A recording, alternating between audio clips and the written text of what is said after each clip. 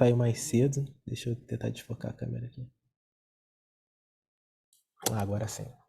Augusto ali do lado. Tem sobreviventes ainda da tarde.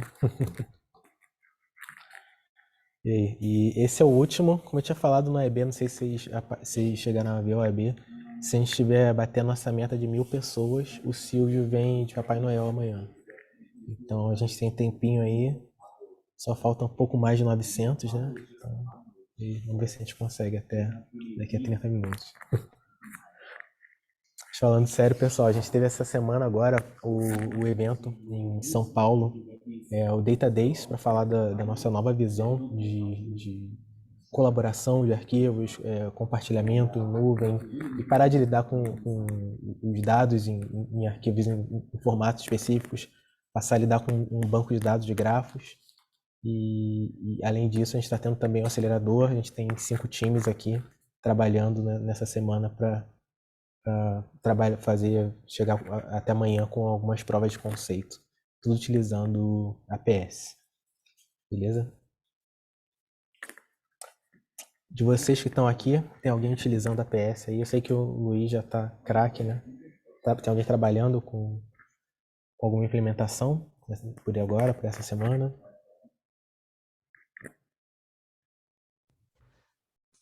Craque eu ainda não tô. Tá sim, que isso. Mas Não seja modesto. o que eu não sei é a parte de bucket, né? Que eu queria, eu não sei se eu consigo usar bucket junto com design automation para porque hoje pelo menos o que eu fiz, né? Eu tô jogando meus arquivos e tô jogando os arquivos lá pro design automation pelo meu servidor, né? No caso, eu não tô usando bucket. Eu consigo jogar, por exemplo, para o bucket da Autodesk e fazer o Design Automation baixar os arquivos de lá? Consegue. A performance vai ser até melhor, né? Porque você vai ter uma rota menor. Deixa eu admitir o Carlos Ivan. Pronto. E pode ser até uma performance melhor. Eu não sei onde está hospedada a tua infra, o teu repositório, mas enfim. A gente tem diversos exemplos que fazem isso. Levam um arquivo para o bucket. E aí você tem, a partir da conta, você tem um armazenamento completo, né? Você tem um armazenamento ilimitado, desculpa. A gente tem até um exemplo falando disso. Foi bom você tocar nesse assunto, cara. Porque como você faz nesse caso? Você gera uma URL assinada e adiciona um token, alguma coisa do tipo? Eu tô meio que assinando ali, eu fiz um.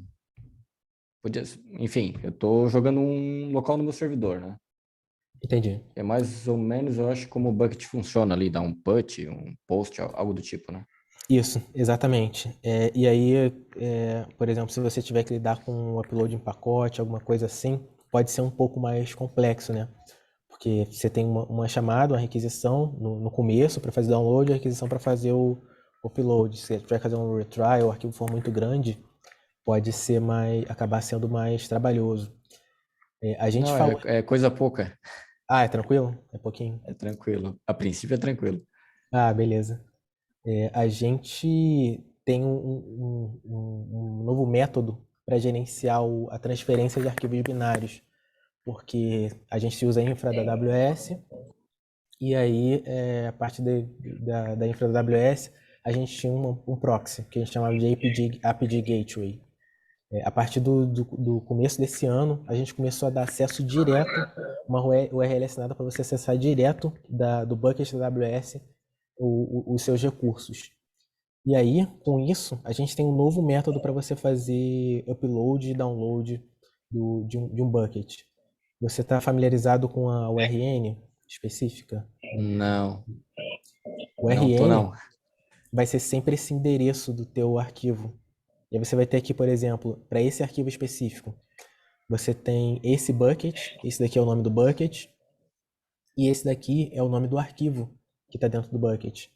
Aí vamos supor que eu queira, a partir dessa atividade, fazer o download desse arquivo. Eu preciso só fornecer a URN, o verbo get e o meu token, que tem a permissão para fazer isso. E para fazer o upload, a mesma coisa. Eu dou a minha URN com o nome do bucket, o nome do arquivo e um token válido. A partir daí, o nosso servidor vai cuidar de tudo, de fazer o upload, deixar o arquivo preparado. Essa é a maneira mais simples e mais atual que a gente tem de lidar com essa transferência. E repara que aqui você não precisou gerar uma URL assinada. Você só fez a referência. Isso daqui é praticamente fixo. Você só colocou o nome do bucket e o nome do arquivo. E esse nome aqui, no caso, vai ser de um arquivo que não existe ainda, porque ele vai ser gerado, o resultado, certo? Então, Se o arquivo existir, ele vai subscrever? eu não sei se ele vai sobrescrever ou se vai dar. Eu acredito que ele vai sobrescrever sim, cara, mas eu não fiz o teste. Não sei se está descrito aqui ainda. A ideia é você sempre usar nomes distintos para manter o histórico, né? Ou de recurso que você vai usar, ou então vamos supor que você coloque log, uma extração. Aí você usa uma GUID, alguma coisa assim. E depois, por exemplo, se eu quiser acessar esse arquivo no bucket, daí eu consigo gerar uma URL assinada, por exemplo, Consegue. para Você consegue gerar baixar. uma URL assinada para baixar. Ou se esse arquivo for aceito, for interpretado pelo viewer ou puder ser traduzido usando o model derivative, você pode traduzir e depois renderizar no viewer. Tá. E o arquivo no bucket ele fica para sempre lá? Ou tem como. Depende da sua política de armazenamento. Deixa eu ver É a aqui. política do bucket ou não? Isso, essa política é do bucket. Se a gente vier aqui, ó, Data Management. Quem está abrindo o tab? Não diria que abriu esse tab. Deixa eu ver se está no Field Guide. Aqui, política de retenção. Quando você cria o bucket, você pode escolher uma entre as 3 políticas de retenção. Pode ser transiente, que aí ele vai manter o arquivo por 24 horas. Temporária, que mantém o arquivo por 30 dias. Ou persistente, que mantém para sempre, até você deletar o arquivo ou o bucket. E aí tem outros detalhes também. Você gera uma tradução a partir desse arquivo. Isso também vai controlar como essa tradução vai ficar disponibilizada. Não, no meu caso, eu só quero jogar uns arquivos de teste mesmo. Tá? Só JSON, tudo certo. Se você não quiser manter, coloca num transiente que já vai deletando tudo. Que conforme o seu bucket for crescendo, for tendo mais arquivos, nossa resposta é sempre paginada, né? Aí, se você tiver 1000 arquivos lá, você vai ter que, para fazer a varredura completa ou pesquisar alguma coisa, você vai ter que chamar uma quantidade maior de vezes os objetos Perfeito. do Não, bucket. não. Provavelmente vai ser transiente mesmo. Vou fazer uns testes depois. Show de bola. Bom, gente, a gente está quase chegando à nossa meta para o Silvio vir de Papai Noel amanhã, hein? Tá bem perto. Já chegou aí. Falta uns 990, mais ou menos, né? Ah, tranquilo, tranquilo. Em mais 20 minutos dá para chegar uns Fácil. 990 Isso é pessoas. moleza. Isso é moleza. Fácil. João, eu tinha uma pergunta sobre o viewer. Fala aí. A gente está desenvolvendo uma solução para a gente poder listar alguns atributos, né, que são específicos de cada arquivo, né? Um deles, inclusive, no passado a gente já vinha conversando, que era as viewpoints, né, do Navisworks, e hoje agora a gente está dando uma olhada no Revit, no RVT, se a gente consegue extrair também de forma, né, listada, assim, né? Da mesma forma como eu consigo no RVT listar as pranchas, as views do modelo do Revit. Aí você diz as vistas de corte, Isso, tridimensionais. isso. Sim. Isso é controlado pelo Publish Settings. Deixa eu procurar aqui. Revit Publish Settings. Por essa configuração, por esse caminho, você consegue criar um set de vistas e aí definir aquele set de vistas como padrão. E aí, uma vez que você traduz, utilizando a Model Derivative, toda vista que estiver naquele set vai ser gerada. Aí você tem a vista com os metadados e todos os elementos. Se for uma vista bidimensional, vai ficar uma vista 2D. Se for tridimensional, obviamente vai ficar uma vista 3D. E eu consigo renderizar isso de forma individualizada? E o que você quer? Uma por uma? Isso. Sim, você consegue renderizar uma por uma, você consegue trafegar entre as vistas. A gente tem uma extensão no Viewer para, a partir de um modelo, você ir trocando a vista que você está visualizando. E é legal que o formato que é utilizado para essa tradução é SVF, né? E aí a gente teve uma atualização nesse formato SVF. Sim, o A SVF2. Isso, mas um outro detalhe também. O SVF, ele vai gerar um conjunto de arquivos JSON para o viewer e vai ter um viewable para cada uma das vistas que estão naquela lista. Quando você tem uma vista 2D, se o arquivo RVT for a partir da versão 2022, ele vai gerar automaticamente um PDF. E aí o viewer interpreta nativamente o PDF. Por que isso é legal também? Porque se você quiser exportar um PDF, você pode fazer isso pelo Design Automation ou por essa conversão. Converte para SVF e faz o download do PDF de cada uma das vistas bidimensionais. Isso a partir do Revit 2022. As versões anteriores geram outro formato chamado F2D, que aí é renderizado pelo viewer. Entendi. Essa parte do Property Settings aí, você tem mais ou menos na documentação aí do Viewer? Na do viewer, não. Isso é um detalhe da tradução, do tradutor do Revit, por exemplo, mas eu posso encaminhar para Tá. você, e aí Entendi. você vê o passo a passo. Se você quiser experimentar, cria um set com 3 vistas, traduz. Cria um set com uma vista e aí vai traduzindo. Não sei Entendi. por que eu não estou conseguindo abrir o chat. Deixa eu ver.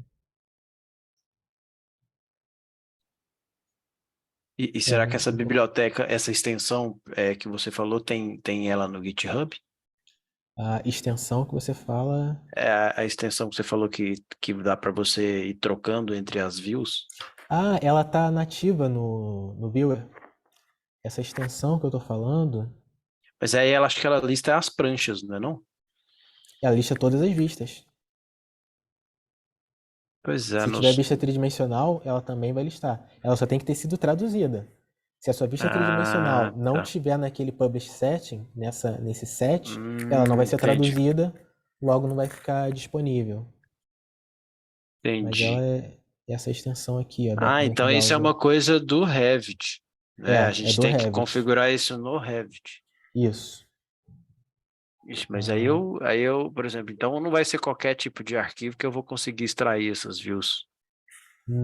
ele tem que estar no set, tem que estar naquele set do publish setting. Se não tiver ali, você não consegue forçar para renderizar, Hum, entendeu? É porque geralmente o pessoal não faz isso. Precisa Aí, disponibilizar. aí pelo Design Automation teria como forçar isso? Tá aí, cara, não sei. Porque você teria que modificar esse set. Se tiver algum jeito de modificar o publish setting pelo Design Automation, as vistas listadas, criar um set pelo Design Automation, sim, mas eu confesso que eu não sei ainda. Quero te devendo essa resposta. Legal.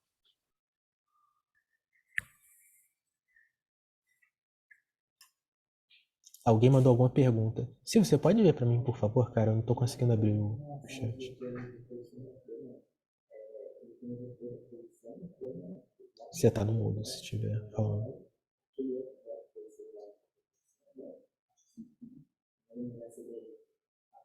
Ou quem mandou alguma coisa no chat, pode falar, por favor. E aí, pessoal, sou eu, o Michael. E aí, beleza? Tá de férias não, cara? Se eu tivesse de férias já. Quem dera.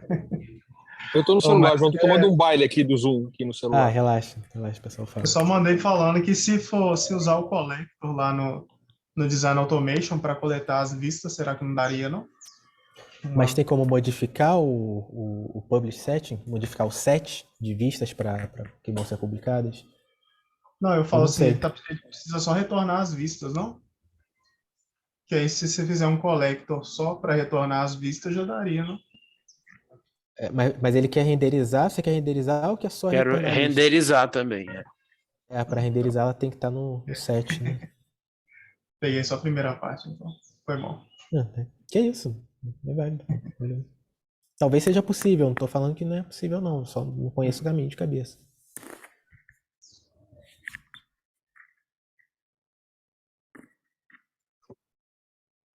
E aí, pessoal, mais alguém trabalhando com PS?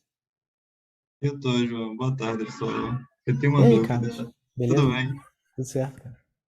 Eu tô com uma dúvida, João, numa função que eu tô fazendo uns testes esses dias, que é a função de busca, a search, onde eu não consigo pesquisar, segundo a documentação, atributos, desculpa, pesquisar IDs, elementos, né, baseado no texto de entrada. E aí eu consigo retornar, enfim, os IDs que contém aquele texto de entrada.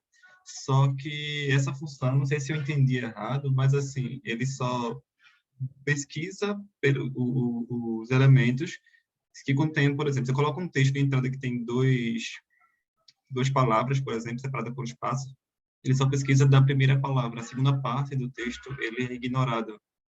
E mesmo que o último atributo, o último argumento dessa função seria dizer em quais atributos, pelo que eu entendi, eu devo buscar esse tipo de texto.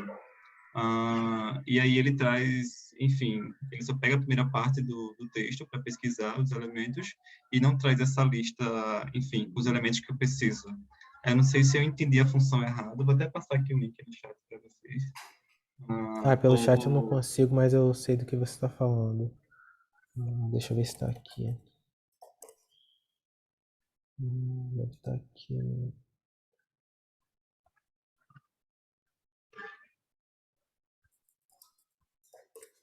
Essa daqui, né?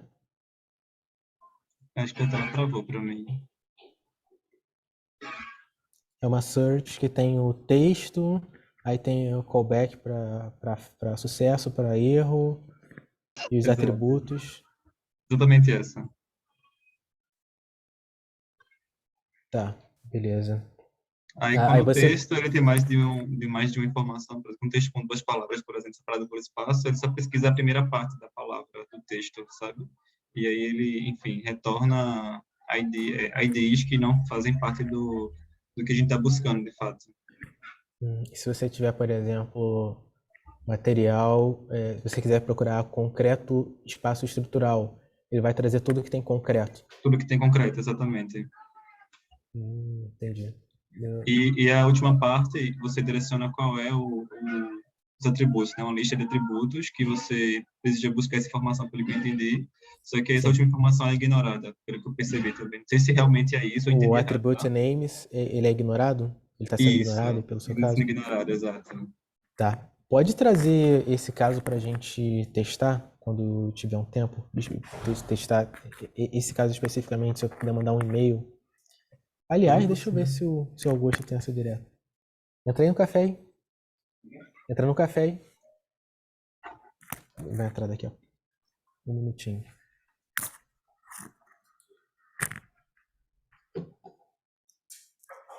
Guarda mais 20 segundos. Tranquilo.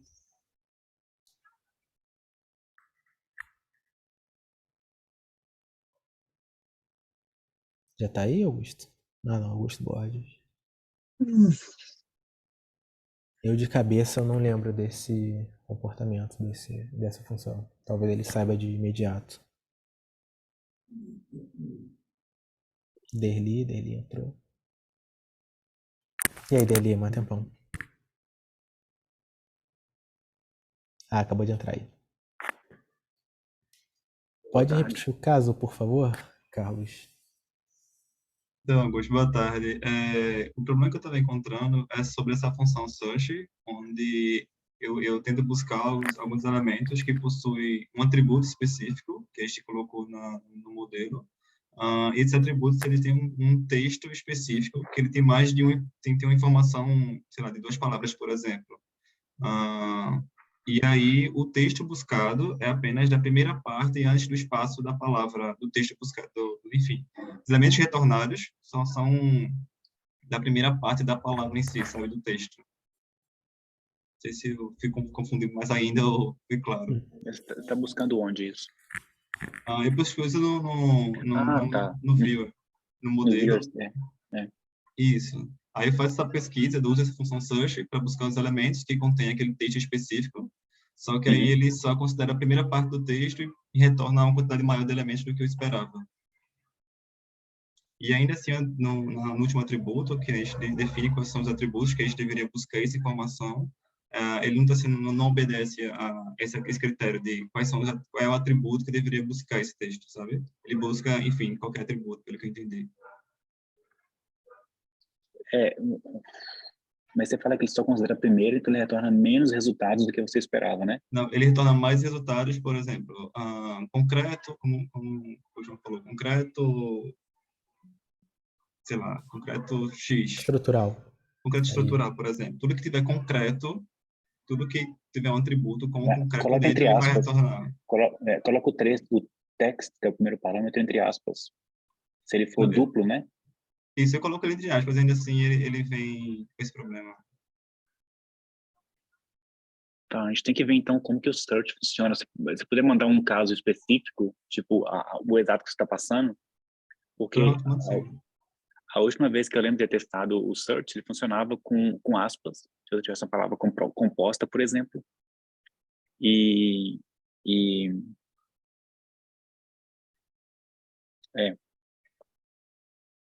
agora, se você colocar, por exemplo, buscar, por exemplo, por O Robinho Pô. está com todo mundo. Hoje é a última reunião. se você buscar, por exemplo, uma palavra composta, Foi tentando. tipo, você procurar, por exemplo, por concreto, e no negócio tiver concreto estrutural, ele vai retornar aquela, porque ela deu um match, né? Ela funciona. Então, talvez você tenha que fazer um pós-processamento dessa busca para eliminar aqueles que não fazem sentido. Entendi. Mas agora, se você colocar concreto estrutural com aspas e ele retornar só concreto, ele não deveria acontecer, porque você colocou aspas, né? Indicando que é uma palavra composta. Isso, exato. E aí ele tem retornado tudo que tem concreto, por exemplo. Ele tem retornado mais informação do que eu esperava. Aí eu acho que eu lembro E de ter assim, testado isso com aspas, né?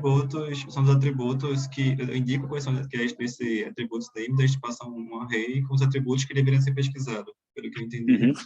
Só que aí ele meio que ignora essa informação e busca de todos os atributos que contém essa informação, né, que eu pesquisei.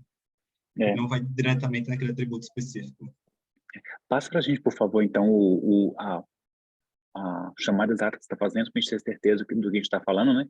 E a gente tem que testar o nosso caso, que tem uma coisa errada. E qual é a versão do Viewer também? Talvez tenha uma coisa errada naquela versão. Pronto, perfeito. Manda sim. Por favor, né? Obrigado, gente. Valeu, cara.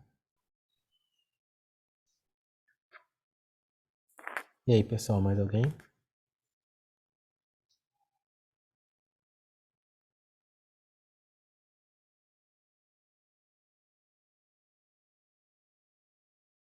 Teve uma... Quem mandou o chat, por favor, se puder abrir o microfone.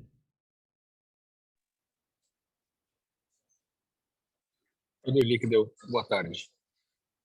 Ah, tá.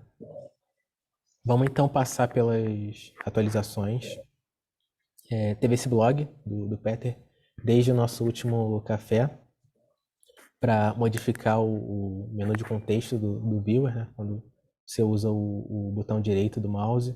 Ele publicou um também para você alterar a hierarquia do modelo. Deve estar na mesma data.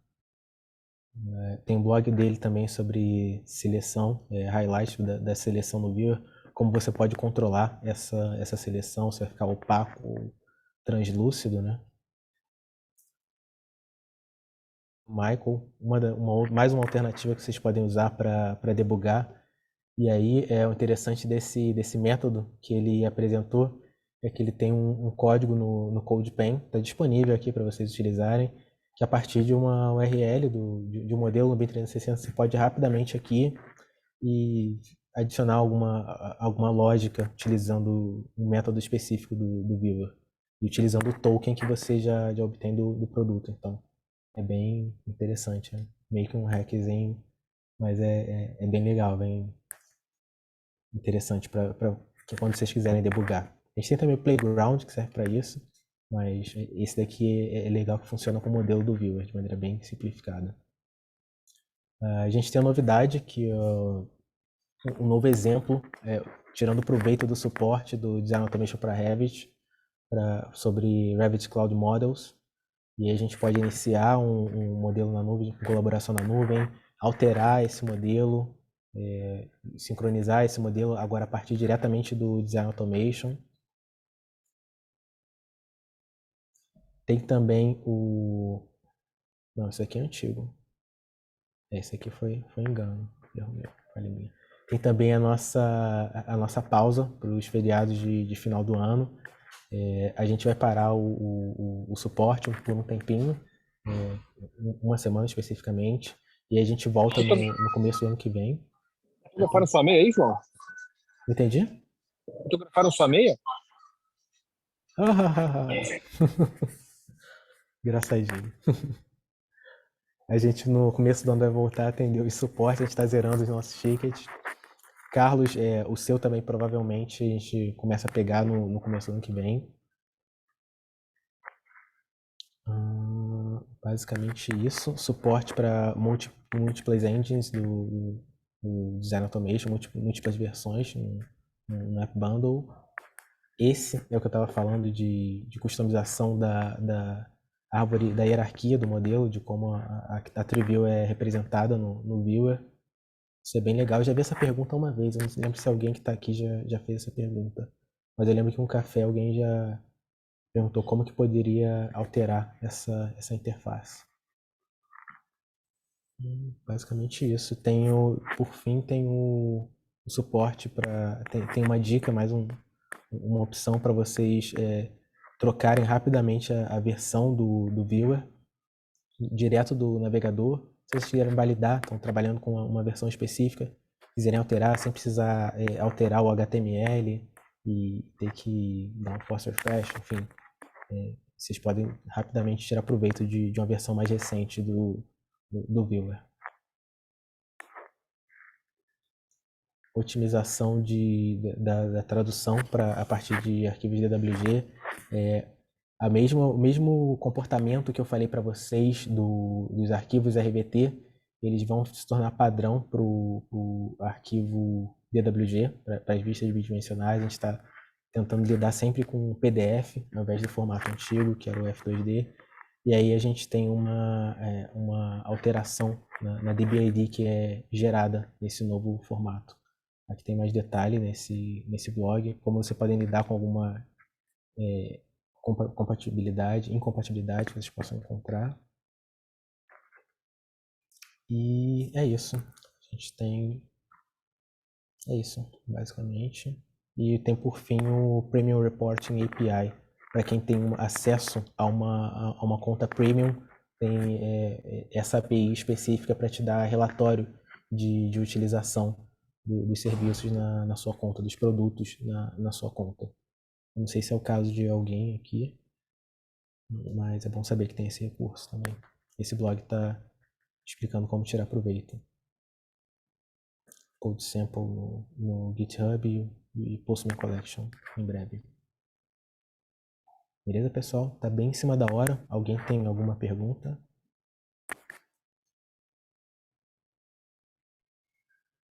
Eu tenho uma pergunta para o Guido aí, que eu estou precisando falar com ele, não está nesse fórum aqui não, mas só para aproveitar para dar um recado, que eu estou precisando liberar a DN lá, é DN, né?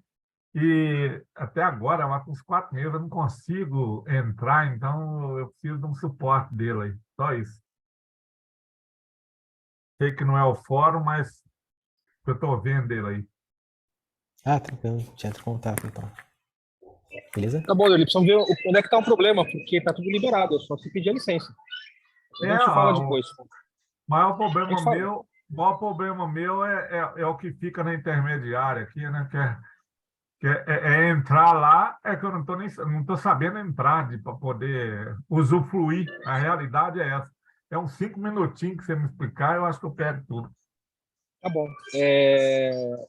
A gente vai estar fora das próximas 2 semanas. Vou tentar conversar talvez amanhã à tarde. Pode ser, se você tiver, eu te chamo, então você manda o convite para mim. Tá bom, eu vou tentar mandar amanhã à tarde para você. Tá bom, eu agradeço. Então é isso aí, pessoal. Até o ano que vem. E eu não sei quem conseguiu ver, mas a gente teve um pico por 1 segundo de 1.000 usuários. Então, mantida a promessa, amanhã o Silvio tá de Papai Noel aqui. Isso. E Todo é mundo isso tem que ir aí. até o acelerador para ver o vestido de Papai Noel. Todos os 1.000 tem que aparecer aí. O duro é dar Beleza, coçaca então. nas costas, né? Postou no LinkedIn que a gente Não, tem que ser pessoalmente, tem que ser pessoalmente. Ah, Privilégio para quem estiver aqui presencial. É isso aí. bom, Valeu, feliz pessoal. Natal, feliz festa para todos aí também. Eu agradeço todos Tá bom. a certeza que sempre estiveram conosco. Creio eu que ano que vem nós vamos fazer grandes, vamos dizer assim, publicações aí. Estamos trabalhando para isso, já vai para 8 anos em cima do projeto e ano que vem vai sair completo. Fechado então, galera. Boas festas Legal, aí. gente. A gente mantém contato. Até a próxima. Até a Até próxima. mais. Até mais. Falou. Ano que vem.